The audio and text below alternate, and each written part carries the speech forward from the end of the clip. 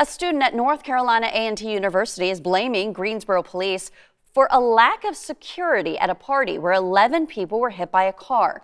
During a city council meeting earlier this week, a student said Greensboro police were supposed to be providing security for the event but didn't show up. Greensboro police say a request for security was submitted to Extra Duty Solutions, which is contracted by the city, but no officer signed up to work the off-duty job.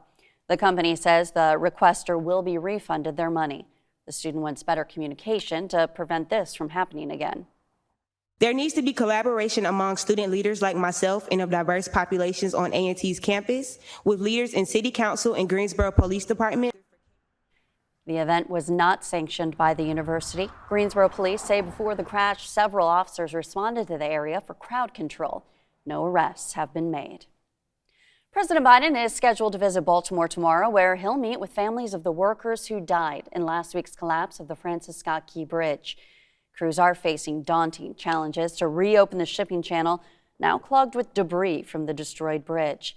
As a first step to clearing the wreckage, salvage divers are assessing the treacherous underwater landscape.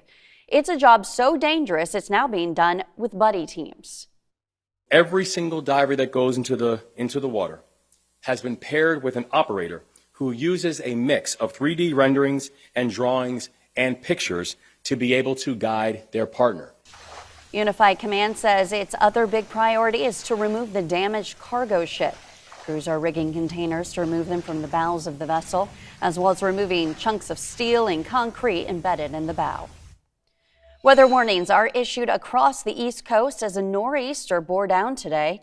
Check out those waves crashing against the rocks in Northampton, New Hampshire, and parts of the state could see a total of 17 inches of snow today.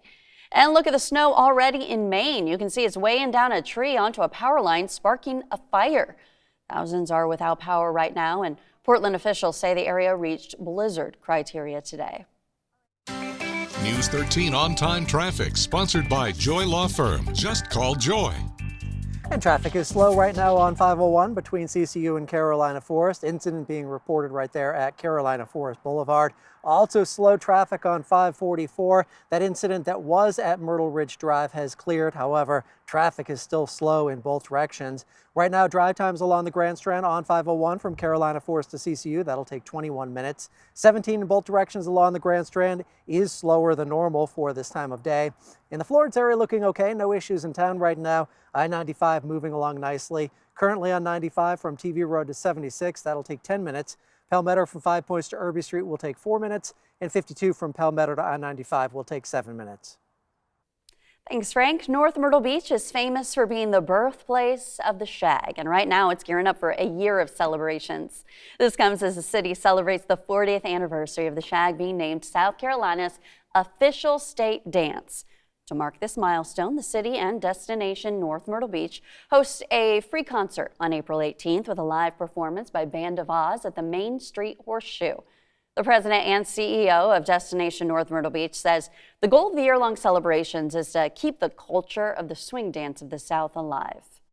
The shag dance is something that's still alive every day on the streets of North Myrtle Beach. And this year we're celebrating to really even try to bring more of that culture to the forefront. This year we're also doing a variety of activities that we're launching on the 18th to remind everybody that it's part of our culture, it's part of who we are and where we've been and where we are today. The city will also unveil a shag trail, inviting everyone in the community and visitors to step into the rhythm of history all year long.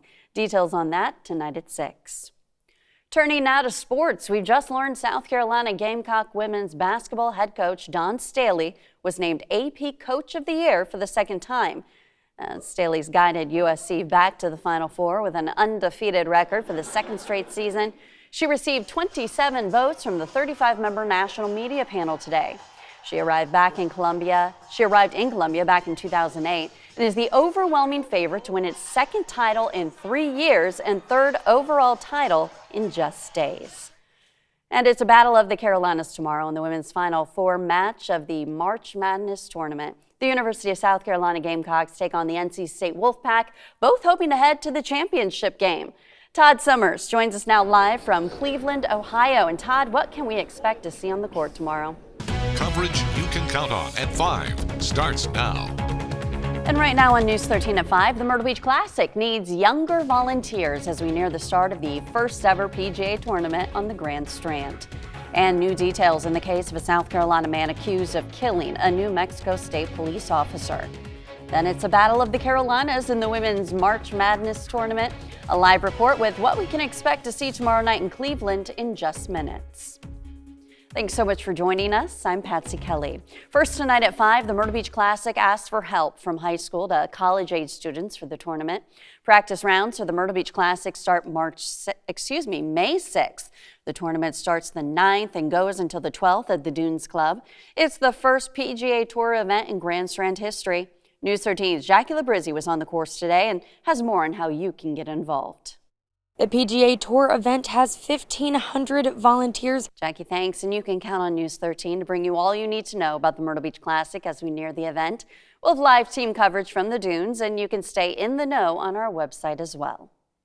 Florence County deputies need your help to find this man right there on your screen. Deputies say 52-year-old Latson Cockfield was last seen at Silverleaf Road in the Effingham area. It was between Thanksgiving and Christmas, but he was just reported missing on April 1st. They say he's about 5'7", weighs about 135 pounds. He has gray eyes and a bald head. They say he may have either a beard or goatee. Anyone with information, call the Florence County Sheriff's Office.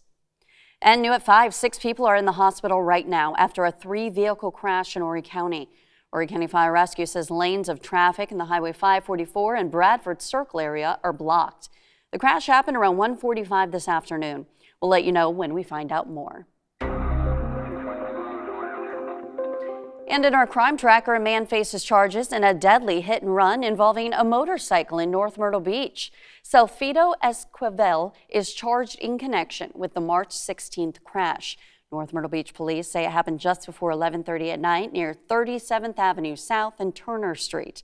Officers say the motorcyclist was found at the scene with substantial injuries to his head and face, but the driver of the vehicle was gone. Police say they ran the VIN number of the vehicle, which connected them to its previous owner, then Esquivel. He told officers he drove off from the crash because he was scared. Right now, he's in jail, held on a $75,000 bond. Florence County deputies investigate after a vehicle was hit by gunfire in the Timmonsville area.